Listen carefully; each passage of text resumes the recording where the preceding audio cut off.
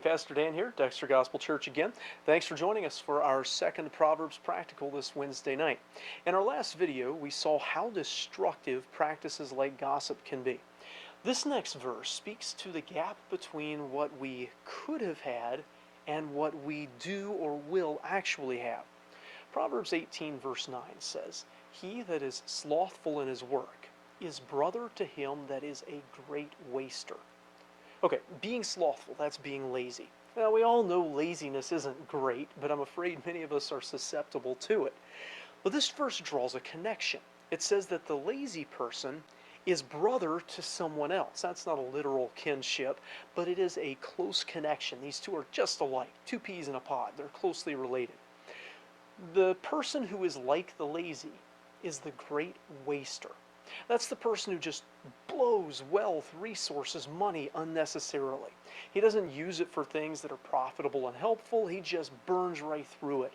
There's plenty of ways to do that, but the idea is kind of like the prodigal son who took his massive inheritance and just blew the whole thing on immoral and luxurious living, completely unproductive in such a short amount of time. Now, there are plenty of us who would say, oh yeah, that's foolish. It's stupid to just waste a bunch of money or resources. If you've got all that stuff, you should use it for good, or at least for something that'll pay off down the road. But this makes the connection.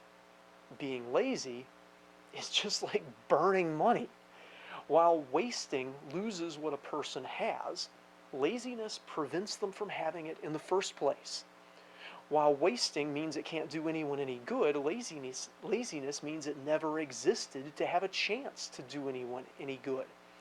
And the parallel is tilted toward laziness being even more harmful than wastefulness.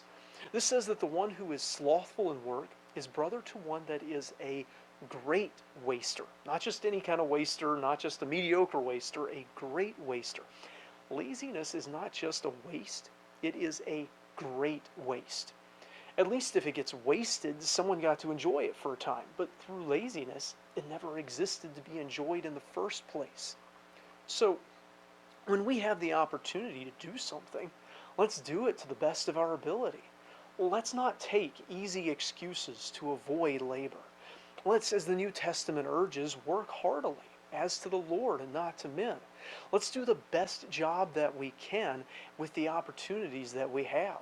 Let's live to our potential for the Lord, not wasting what He has given us of opportunity or of substance. Because the waster, he wastes substance, but the lazy, they waste opportunity.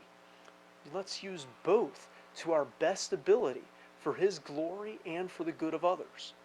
Now, ultimately, the lazy and the waster usually have one more thing in common. They come to the end poor. They each could have had much more. One, because he started with it, but wasted it. And the other, because he started with opportunity, but wasted it. One wasted his substance, the other wasted his time. And so what each has is a lot less than what they could have had. Thanks for watching this video. If it's helpful, let us know in the comments. Hit like, subscribe to our channel for more like it, and share it around. I hope you'll catch our next video as well, starting at 7:15 this evening. Thanks for watching.